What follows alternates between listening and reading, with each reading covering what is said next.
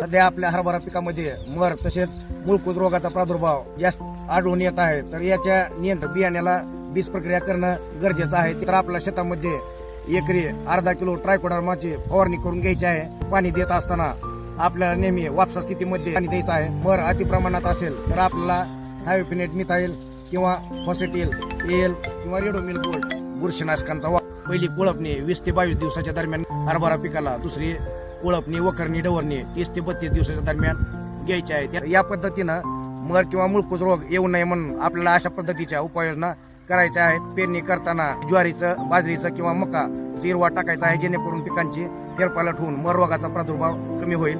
उन्हाळ्यामध्ये आपल्याला आपल्या शेताची खोल नांगरणी करायची आहे. या पद्धतीनं मर रोगाचा प्रादुर्भाव, मुळकूज रोगाचा प्रादुर्भाव आपण कमी करू शकतो.